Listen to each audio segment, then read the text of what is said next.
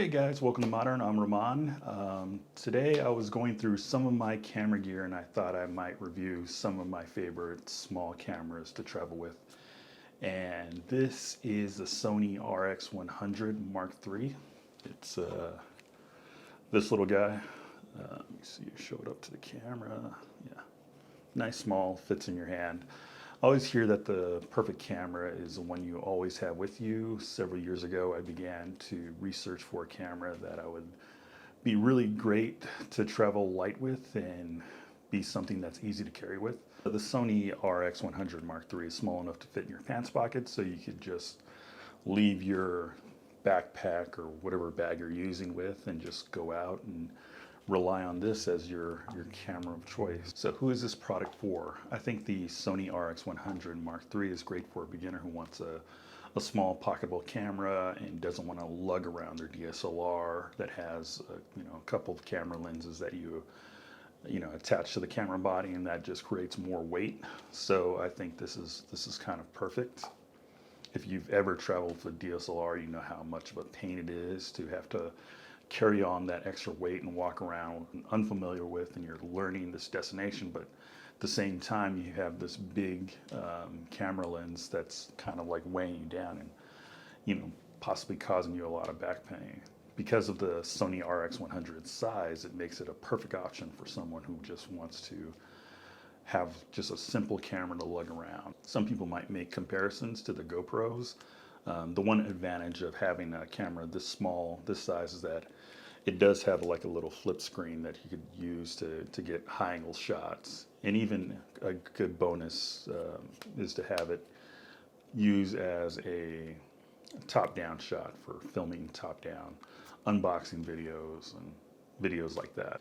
So price-wise, Amazon currently lists the Sony RX100 Mark III for under $600. I think that's really too much to use on a camera that I believe came out maybe in 2016, 2015, and it's kind of old these days. On the used market, I've seen prices as low as $300 for this camera. So what do you get with the Sony Mark III?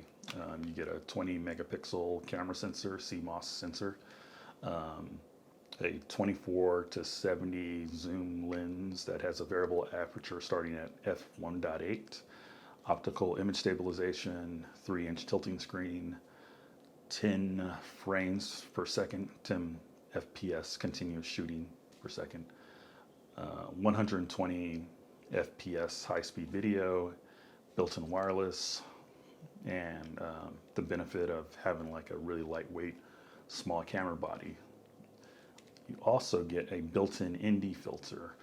One of the things I love about this camera is how great it is to use as a top-down camera.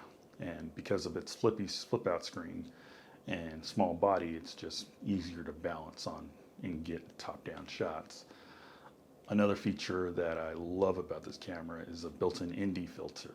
And the ND filter, for those that don't know, is kind of like sunglasses for your camera when you're outdoors and it's like really bright and sunny and you don't want your footage to be overexposed. So I've heard some people say that the ND filter wasn't that great because you only got like 3 stops from the ND filter, but honestly I used it on sunnier days where the sun was like really bright and I thought it was great. So just to talk about some of the cons about this camera, the Sony RX100 was released 4 years ago.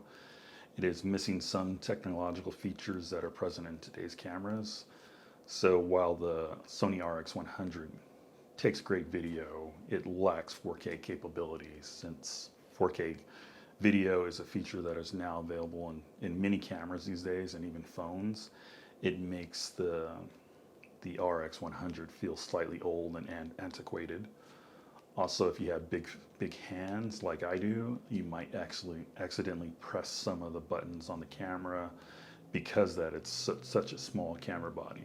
And I think another con for this camera is the high price point. The Sony RX100 updates every year, and it's almost like a cell phone, how most mobile cell phones just update every year. There's always a new one coming around the corner, so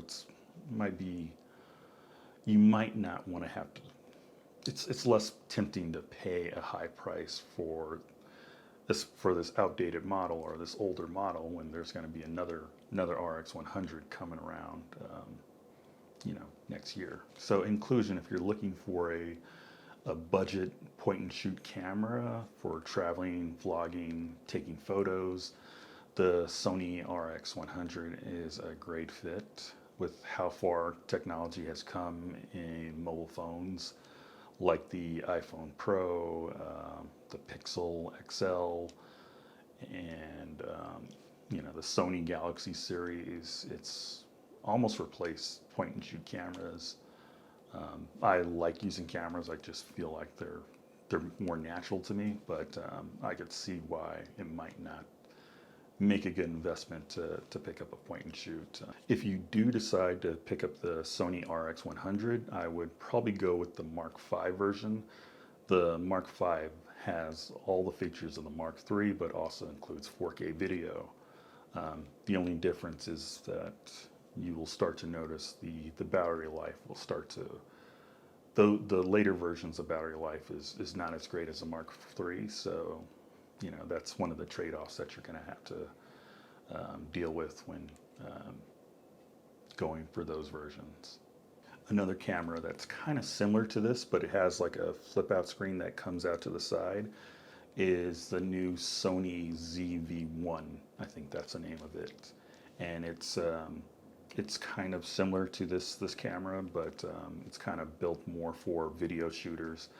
I just want to mention that because it just recently came out, and it's kind of marketed towards vloggers and video shooters, and it's something to look into for deciding if you want to get one of these. But this one is very budget minded. So whether you decide to pick up the Sony RX100 Mark III or another different version, I think they're a great option if you're looking to travel to light.